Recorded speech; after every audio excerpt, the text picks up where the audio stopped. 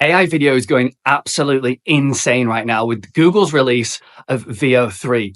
But how are some of the top AI film studios actually using these tools day to day? Well, in this video, I interview my good friend Don. He's an AI filmmaker in Malaysia, and you can see on screen some of the cool work that he's been doing. He creates exceptionally high quality, cinematic, Hollywood level productions using AI video. So in this video, he's going to share with you how he creates consistent characters over multiple scenes, how he's thinking about prompting these individual tools, and the workflow he uses to go from story to finished product. You're not going to want to miss this. But before we get into the interview, if you want to build AI agents and see some of the cool AI tools that I'm using in my business, make sure you subscribe to the channel and like this video, because that's the kind of content I'm producing for you guys right here. So without further ado, let's get into the interview. All right, what's up guys? Tom here at the AI Growth Lab. And today I've got my good friend Don, who is probably one of the best guys I've seen right now, who's creating super epic cinematic AI videos. And we're gonna get into a bit more about his process, the projects he's working on, some of the cool tools that he's using, maybe some insight into the new developments with some of the, is it the Microsoft AI that they've just launched, or is it the Google one? Yeah, the Google one. The Google one, yeah, that looks super cool. I've not really tried it or anything like that right now, but yeah. What's up, Don? Thanks for jumping on. Thanks for having me, Tom. Yeah, quick introduction. So I'm the founder of a Vision Machina. So we are a AI cinematic studio. We essentially are AI native, where we use a lot of the available AI tools and build our own workflows to essentially create cinematic content, video and images for brands. And we use a combination of AI and traditional tools as well. I say it's traditional, but it's actually like CGI and VFX tools. So our team internally, we're heavy on the R&D and using a lot of those tools. But we do see the benefit of AI, where we're able to actually do a lot of things where before you will be limited, where you need to film or you need a lot of time to actually build out that scene with CGI. So yeah, that's something that's really, really exciting for the brands that we work with. And the way we are positioning is actually, we want to be like your AI Hollywood studio, because the quality of work that we can put out is really, we try to do the best we can with the available tools that we have. And we also developing in-house tools that allows us to develop cooler content for those brands. Nice. Well, AI video generations, it's been around a little bit, but still, I think in its early stages, and what you've been putting out there, and I'll put some clips in this video so people can see as we're talking, some of the things that you've been able to create. And I think it's, yeah, when we're talking about, film studio quality and CGI, that's basically like the level that you're at. So how did you come across this? Like, give us a bit of context on your background, because it's quite a niche sort of thing to be diving headfirst into. Like, what's your background, and how did you stumble across this sort of space? Yeah, so my background actually is working with brands. So my previous agency that I was a part with was called Content T. So we used to work a lot with brands developing digital experiences. So my experience spanned about 5 years working with brands, doing this kind of mobile-based campaigns. And from there, I actually saw this, the direction of AI, and I actually stumbled upon it by accident in a way. I was testing a bit of stuff, mainly to test out what can we do with AI to develop content just as a hobby, right? So I was playing around with a couple of tools. Obviously, everyone starts with Midjourney, pretty standard image generation tool, just playing out with prompting.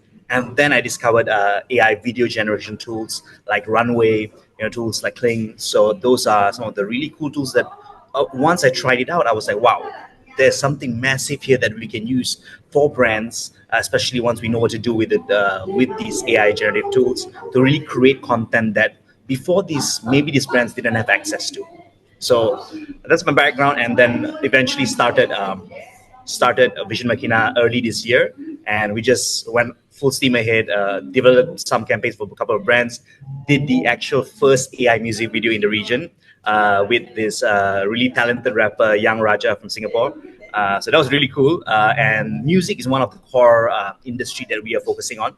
because we feel like the creativity that you're able to allow artists, whereas before budgets would be a huge concern when you're developing really massive campaigns, but now you can really stretch that budget out by creating really valuable and really different content that previously would be pretty impossible to do.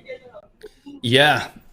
So those kinds of things like music videos and short films, they can get pretty expensive. And I know, coming from a music background myself, I know a lot of people in the space kind of go on the low budget end, try and get something done with the budget that they've got, and it might not be able to realize their vision for the song, right? Do you have an idea in terms of cost comparison, like what a typical music video might cost versus like what we're able to do with AI right now? Yeah, I think in terms of cost wise, it really varies. Of course, with traditional music videos, I mean the range is really from the low end all the way to the high end, depending on what you're trying to achieve, right? But the difference now is what you can do with a similar level of budget in terms of the quality of content that you could put out and the type of content you can put out. For example, being able to put someone in multiple different locations where traditionally you would need either a green screen, and even that won't be as fluid as AI would deliver for you. So putting them in different locations, being able to create an AI version of that person and basically get them to do actions where maybe you might not be able to do as a human being. So those are things that are really exciting. And then on top of that, we are doing a lot of testing with AI effects. So using AI to generate those effects and layering it on top of those videos. So those are things where traditionally you need a CGI person to do that. It takes a lot of time. Of course, cost for CGI has reduced over the past few years, but you still need time to develop that. Whereas AI, you can really iterate really quickly and test out various different styles you want to go for, effects you want to do. And at the same time, you can mix and match different styles to come up with your own unique style. So that's something that's really cool that you can do with AI, especially in the music space. Got it. And then, so do you have a typical workflow? Because I have seen you share some stuff about the process of like creating a character, getting photo shoots and images, and then working with them in specific tools. Do you have like a high level overview of how you transform somebody into an AI world, if that even makes sense? So for me, the process is everyone has their own process, but for me, I really like to start with building out that story first. I use a bunch of different AI tools to start drafting out the story, but the human aspect in terms of selecting your scenes and basically crafting that story is very important, because at the end of the day, you are the one giving the instructions to a lot of the AI tools that you use, whether it's ChatGPT, whether it's any other tool to create those initial concepts. Once that is done, I go into what I have a habit where I tend to straight away jump into building out the entire, like for example, music video immediately. But I wouldn't recommend that for everyone. I would say it's just go back down, start creating the storyboard. And that's very easy now with a lot of tools that you have, like Midjourney. You can actually draft out. It doesn't need to be perfect, but you can actually create scenes. And if you know what you're doing with camera control, with positioning of the characters, you can actually develop quite a cohesive story. And from there, we get into basically, if you have a character that you want to put into it, training an AI to basically develop that character as part of the visual styling. And then we go into a little bit more of a technical aspect where the production begins. But essentially, once that production begins, we use maybe 5 to 6 different tools. One of the popular tools that I would recommend everyone try out would be Runway. Runway is a really useful tool. They have a bunch of different features that you can use. And we are actually going to be throwing the Runway meetup in Malaysia. So that's going to be pretty cool. It's going to be the first Runway meetup in Kuala Lumpur. And we'll be doing a bunch of demos, how to use Runway as a tool, at Q&A sessions, a couple of speakers. So that's going to be cool to show a real life demo of how we actually, create videos with Runway. Awesome. So yeah, when you're thinking about some piece of content or creative, you're thinking story first. And when it comes to presenting a story in film format, you're looking at individual scenes and camera angles. And I think, for a lot of content creators, they're not really thinking so much about these things. And so I do have a few questions about that we'll get onto in just a moment. But I was very curious to know if you've got anything to share with us, like a workflow or a tool that you're using of like what's going on behind the scenes when you're working with that to create the movies and the films that you've been working on. Sure, definitely. I do have something to share, which I can share. It's a more of a top line overview because if you get into the tools, there's just a bunch of different tools that you could use, right? And you can even go into open source tools where you'll need a little bit of technical knowledge in terms of how to use. For example, Comfy UI is an open source tool that you can use to actually create a lot more. You have a lot more control in creating what you want to do with AI. So I will share my top line overview of my process in a way. This is one of the ways I actually developed something. I'll share my screen and let's get into it. So I think you should be able to see my screen. Yep, we got it. All right, awesome. So there's a couple steps to it, and we usually start in pre-production concept. As I mentioned earlier, we like to develop the storyline. But once we already develop that storyline, we know what we want to do. That's where we start into developing a couple core things that you want to actually put into your work. So these are the three things that I really spend more time on. The first part would be visual style development.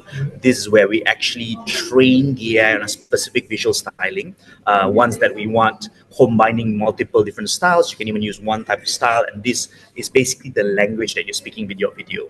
And a lot of times people think, oh, AI is just prompting. You just prompt and you get yes, in a way it is. But if you want to come out with really something that's really a lot more higher quality and feels more soulful in a way, this is kind of like the process that I go for. The next part would be character development. So that's where we develop the character, whether it's a real person that's transformed into AI or a unique character that we've developed in-house with our training, right? And the third part would be storyboarding, very important, aligning how the story would look like. So this pre-production and conceptualization stage. Then we go into the AI native production.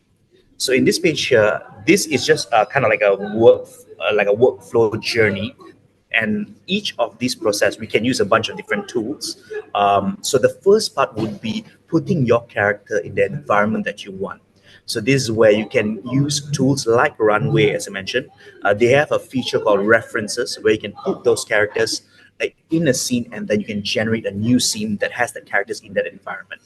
So for us, we also use a combination of open source tools to actually have more control, because when we're doing client work, right, it's not as simple as doing work for yourself, because clients do have specific requirements. So lighting, style, angle. So these are the things where we take into account when we're developing a scene. So once we put that in, we go into the camera angles that we want to use, generate a bunch of different scenes, the pose that the model is doing. For example, here we're actually developing like a concept, right? So pose, and then we start generating the videos. The beauty of AI is you can iterate really quickly in production. So you can actually generate a bunch of different outputs and see what you like and place it. Sometimes when you start production, you have to also give the freedom to AI to actually sometimes dictate what you want to get out of it. For example, you might not have thought of a specific scene, but because of your input, the tool that you're using generates a specific scene that might work better than your initial idea, and you can kind of work with that. So you can remix what you're doing. So that's a really fun part to using AI tools in part of your development workflow. Once that is done, another thing internally that we are doing a lot is that we are testing how do we apply effects into AI videos. So this is where we are able to do various different unique effects that probably would take a lot longer if you do traditionally. So for example, here, this concept of a bloom, a floral bloom, this is a very rough example. This won't be used in actual final delivery, but this is just a rough example of styles that we can go for during the production. So once this is done, right, we've gone through this. There's the final post-production stage where there's upscaling, there is editing. There is still editing that needs to be done. It's not like you prompt, you generate, and then it automatically appears. But recently, Google did announce their new tool, VO3, under their Flow Studio, which allows a lot more direct kind of fluid editing directly on their platform. So that's quite interesting. It's not available in this region yet. So excited to see how that works. But yes, after that, you have sound design. Some tools do have built-in like sound design that generates with the video, but I still feel right now at this point of time, doing your own sound design is a lot better because you have a lot more control in what you want out of it. And once that's done, you kind of package it and you see what the outcome is like, and you have your AI video. And that's kind of the process that we do to create a lot of the content that we've created so far. Very cool. So if I'm understanding this correctly, you're basically using AI to help with the storyboard creation, figuring out the environments, styling your model, and then using those essentially building blocks to be able to then input that into the AI, which is then going to merge those things together and give you some video outputs. And then you're able to take those video outputs as if you filmed them yourself and then take it through more of a traditional editing, coloration, sound design process to create a finished product. Am I getting that? Roughly, yes. So Yeah. some of the key pointers that I would say, if anyone's interested in starting creating like AI videos, I would say it's very important to start off with being able to generate images first. So being able to use tools like Midjourney really, really well is such an important part of developing really good cohesive stories.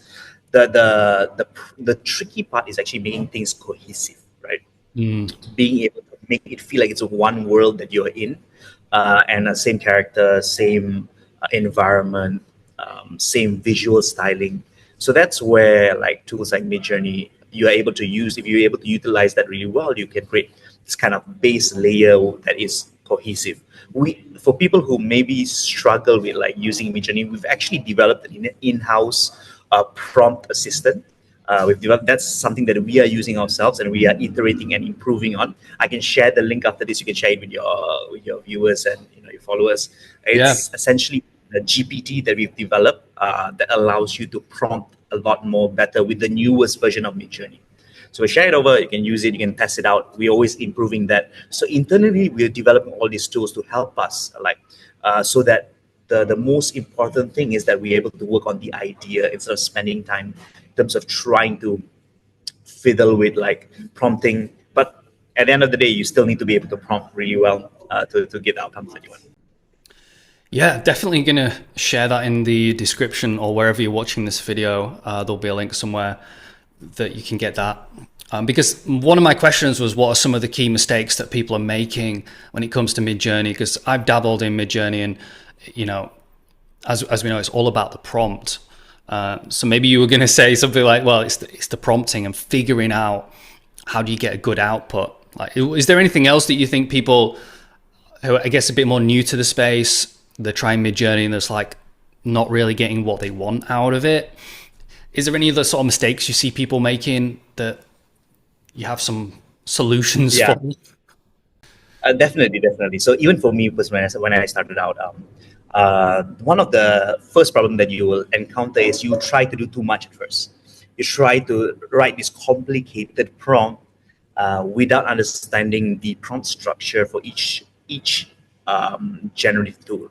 So, for example, Midjourney has a very specific prompt structure that works better. For example, you would put the subject first, the environment second, the lighting style next, then probably the references at the very end. So this structure is a base structure that you can follow, and then you can expand on it. With the latest iteration of Midjourney, the V7 version, it really works well with natural language, with good grammar, good punctuation. So those are things that you need to take into account. If you're using other tools, for example, the free one would be Image FX, less control, but a different type of prompting as well. Then there's a bunch of different Google solution, Imagen 4. It's a different style of prompting as well. So we use a bunch of combination of these tools. We even use the open source one, like Stable Diffusion, open source tools, to just, because sometimes you get different outputs that work well with different scenarios. So I would say that my first advice: don't do too much. Start simple and then expand out. The second advice would be understand that tool's prompt structure that works best with the tool. Usually these tools have documentation that you can go into and you can learn about that. Spend some time. The next one would be there's a bunch of YouTube videos teaching people on how to prompt better. Definitely spend some time doing that. Next, have fun. I think most importantly is to have fun when you're doing it. If you're not enjoying it, you'll get frustrated very easily. It's not going your way. Just have fun. Sometimes you get unexpected outcomes. Use that as part of your story. That's something that I do. Even in the content, sometimes you get gems out of this. Even when it comes to video. So video, there's also a bunch of different tools that you can get into. But it does get costly if you're doing it by yourself, unless you have the technical knowledge in terms of using tools like Comfy UI. So I would say start with images first, dabble in a short video production, and then see where it goes from there. Okay, great. That's actually really useful, and I think for a lot of people, including me, jumping straight into a tool, banging out like a prompts that you'd use in ChatGPT, might seem like the easiest thing to do.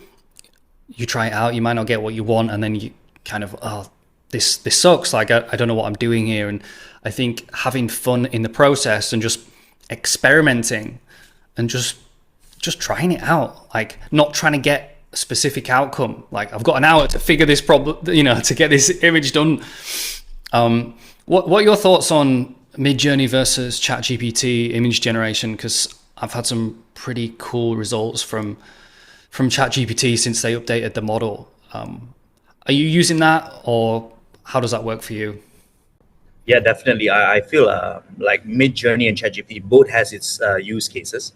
I use both of them. Like I use like 5 or 6 different image gen, because each of it has their strong point and weaknesses. So for me, I feel like Midjourney is really good at generating that initial image that you want to use. It's really good. The recent update has had some issues with certain camera angles. One that I've been struggling with is over the shoulder camera angle shot. For some reason, that doesn't really translate well. So ChatGPT, I see as it has a level of prompt adherence that I think right now is a little bit better than Midjourney. So what you can do, actually, this is one idea, that if you have access to both of these tools, obviously there's cost involved because ChatGPT is not cheap. Midjourney is also, you need to pay for that tool, right? So, yeah. But if you have both these tools, you can use it hand in hand, where you generate an image in Midjourney and then remix it in ChatGPT, adding certain level of control there. Another way would be to use I go back to Runway, because Runway has their latest release, Gen 4, with the feature called references, where you can reference images. It's very powerful in terms of giving you different, for example, camera angles within that same world. So it's really good for world building and character consistency. Of course, not perfect. It still can't beat actually training your own model, which is what we do in-house with some of the tools that we have. But it is pretty damn good, right? I think like you can get pretty cool outcomes out of it. So that's my advice in terms of that's about expanding onto Runway as well, but also the difference between Midjourney and ChatGPT. I still personally prefer Midjourney because of I just like the visual aesthetics that they generate, and I have my own set of mood boards that I've built, which I can share as well if you like. I'm really obsessed with the cyberpunk theme, so I have this cyberpunk mood board, like a reference code that I've created. So if you want that, you can use it, and you can basically generate cyberpunk style outcomes. Okay, yeah, very cool. And is that something you recommend if somebody's working on a specific project, they're trying to get a theme or a vibe going, to get a bunch of references wherever they find that, wherever you can find them on Google, on Pinterest, wherever, to kind of have a base reference layer? Definitely. So I'm going to give another tip internally that we use. Basically, before I start any project, once I've gotten like a story down, I will actually develop a visual aesthetic, a custom visual aesthetic for it. I can very easily do it on Midjourney, personalize it. I always do that first before I go even further, because once you get it even further and it doesn't fit well, you have to go back. So I always develop this stuff. If you look at one of my first AI film that I've created, the trailer, which is called Elias. It got top 35 in Project Odyssey. That was a pretty cool achievement. Top 35 for the trailer category. I actually create a personalized reference to achieve this kind of Wes Anderson / Stranger Things vibe. So actually two references which I combine and use individually. So that's definitely something that everyone should be looking at, using those references so that your outputs look unique to you, right? Okay, very cool. Cool. Thanks for sharing that, Don. The question in my mind at the moment, the people who might be watching this video, people that maybe are running an agency, or they're a creator, or maybe working in marketing, building AI agents, workflows. There might be a small business owner. I'm just thinking, what's some of the more practical tools or use cases for a business owner? I know you're very much focused on film and cinematic, and that's kind of in its own category. I'm sure people watching might not be, they might not be looking to get that shiny cinematic output. Is there anything that you could share that might be useful for a business owner that they could perhaps try out? Sure, definitely. The one thing that I think everyone should be doing, and I know some brands that I've spoken to that are already doing this, is internally actually kind of build out train your team to basically use these tools essentially to help with maybe coming up with new product ideas, because AI can work a lot faster than that. Coming up with new campaign ideas, so generate really fast ideas, new ideas that you can use, and just make it part of your workflow, your own company's workflow, which we are training brands to do that right now. The brands that work with certain things you don't need us to do, right? You can actually use Midjourney and generate those kind of new product images, product styles that you want to go for. Image is the first thing that, if you're not doing it, you should be doing. You should be using it as part of your company branding, brand workflow. So that's my one advice. Okay, yeah, very cool. So image generation, whether it's like physical products or whether it's creating some kind of design on your website or lead magnets, even experimenting with new products that you are going to release. AI is a great partner in terms of working back and forth, in terms of generating new ideas that you may have never thought about, and why not leverage that, right? Yeah, I mean, for me, one of my use cases with ChatGPT image generation is creating YouTube thumbnails.